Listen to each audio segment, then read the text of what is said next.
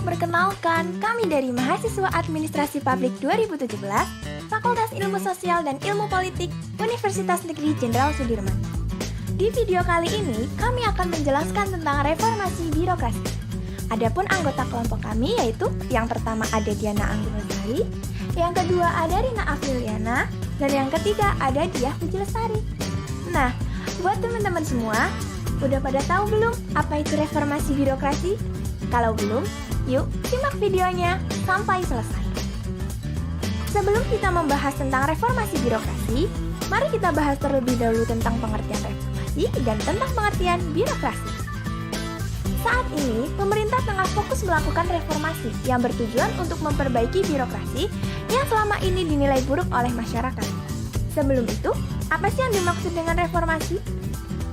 Menurut Sudarmayanti, bahwa reformasi merupakan proses upaya sistematis, terpadu, komprehensif, yang ditujukan untuk merealisasikan tata pemerintahan yang baik, atau good governance.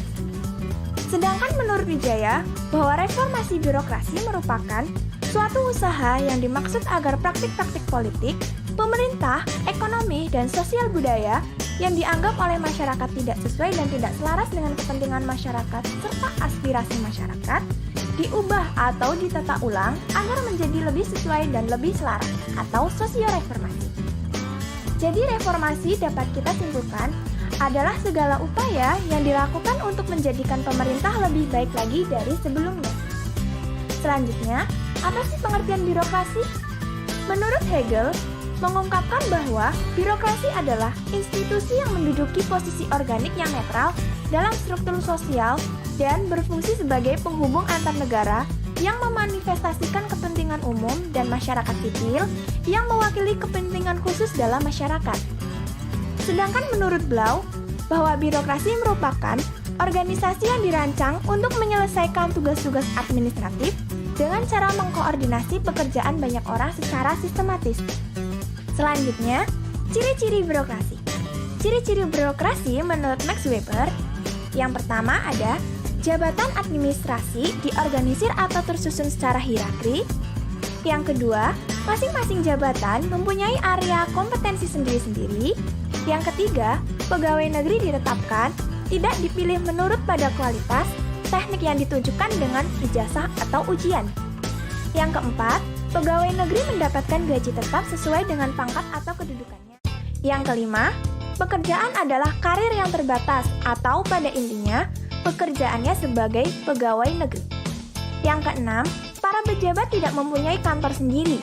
Yang ketujuh, para pejabat sebagai subjek untuk melakukan pengontrolan dan pendisiplinan. Dan yang terakhir, promosi didasarkan dari pertimbangan kemampuan yang melebihi rata-rata. Selanjutnya, peran birokrasi dalam pemerintahan modern. Michael G. Roskin menyatakan bahwa birokrasi mempunyai peranan penting dalam sebuah pemerintahan modern. Peran birokrasi pada pemerintahan modern antara lain, yang pertama, administrasi. Peran administrasi pemerintahan modern mencakup kegiatan administrasi, pengaturan, pelayanan, perizinan, dan pengumpulan informasi. Yang kedua, pelayanan. Birokrasi bertujuan sebagai pelayan masyarakat atau kelompok tertentu. Yang ketiga, pengaturan atau regulation. Peran pengaturan dari birokrasi adalah dibuat untuk memberikan kesejahteraan masyarakat. Dan yang keempat, birokrasi sebagai pengumpul informasi atau information gathering. Dalam birokrasi, apa sih yang dimaksud dengan patologi birokrasi? Menurut Profesor Dr. Sondang P. Siagian, menyebut serangkaian contoh penyakit atau patologi birokrasi yang lazim dijumpai. Penyakit-penyakit tersebut dapat dikategorikan dalam 5 macam. Yang pertama, patologi yang timbul karena persepsi dan gaya manajerial para pejabat di lingkungan birokrasi atau birokrat. Di antara patologi jenis ini antara lain, penyalahgunaan wewenang, menerima suap, arogansi, dan intimidasi, kredibilitas rendah, dan nepotisme. Yang kedua, patologi yang timbul karena kurangnya atau rendahnya pengetahuan keterampilan para petugas pelaksana berbagai kegiatan operasional. Di antara patologi jenis ini antara lain, ketidaktelitian dan ketidakcekatan, ketidakmampuan menjabarkan kebijakan pimpinan, rasa puas diri, bertindak tanpa pikir, kemampuan rendah, tidak produktif, dan kebingungan. Yang ketiga, patologi yang timbul karena tindakan para anggota birokrasi melanggar norma hukum dan peraturan perundang-undangan yang berlaku. Di antara patologi jenis ini, antara lain, menerima suap, korupsi, ketidakjujuran, kleptokrasi, dan markup anggaran. Yang keempat, patologi yang dimanifestasikan dalam perilaku para birokrasi yang bersifat disfungsional atau negatif.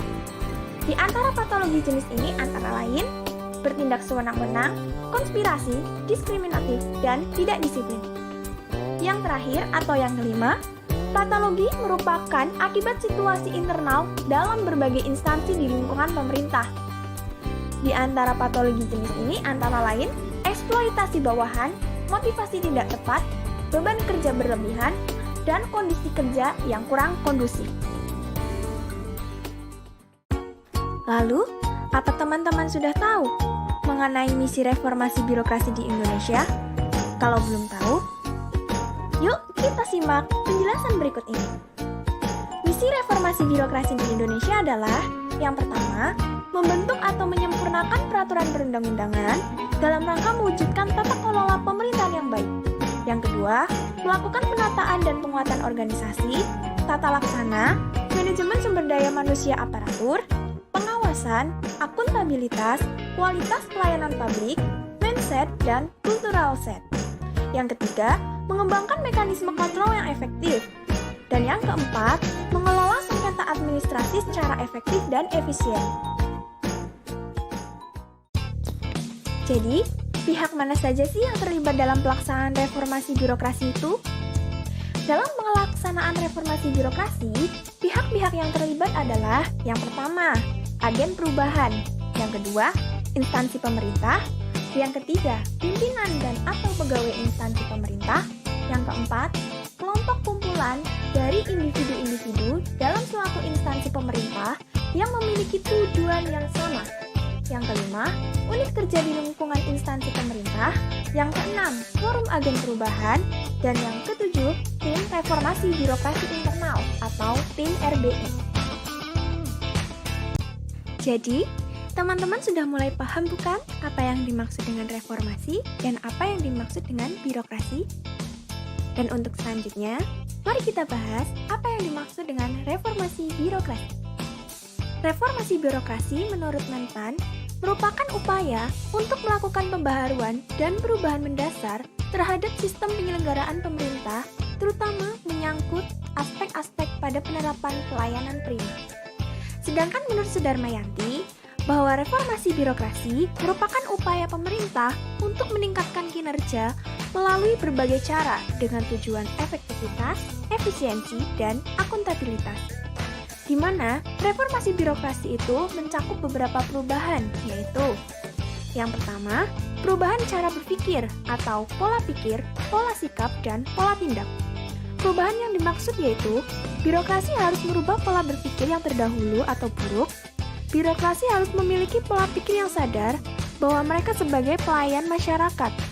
Mereka harus memiliki sikap dan pola tindak yang baik sesuai dengan peraturan perundang-undangan, dalam artian tidak menyimpang dari peraturan yang telah ditetapkan. Yang kedua, perubahan penguasa menjadi pelayan.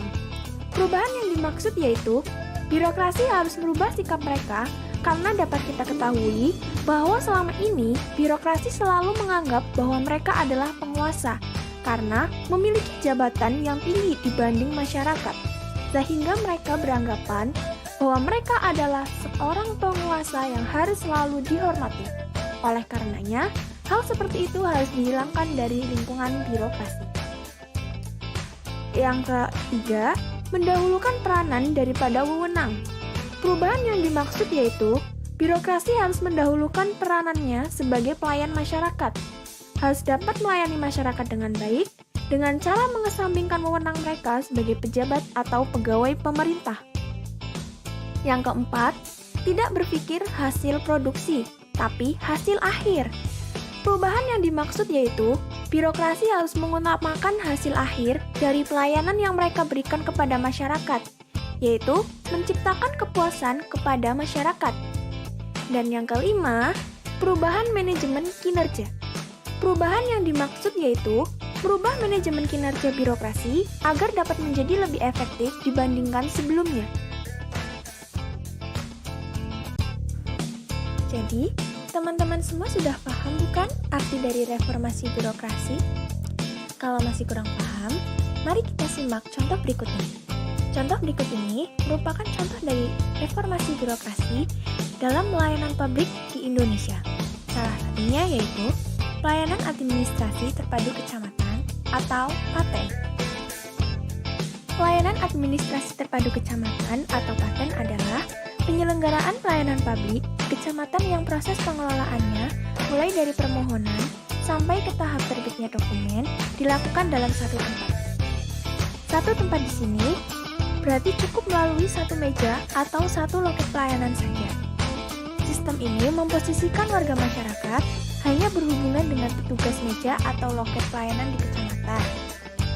Ketika warga masyarakat datang ke kantor kecamatan untuk melakukan pengurusan pelayanan administrasi, tidak perlu lagi mendatangi setiap petugas yang berkepentingan, seperti kepala seksi, sekretaris kecamatan, dan camat.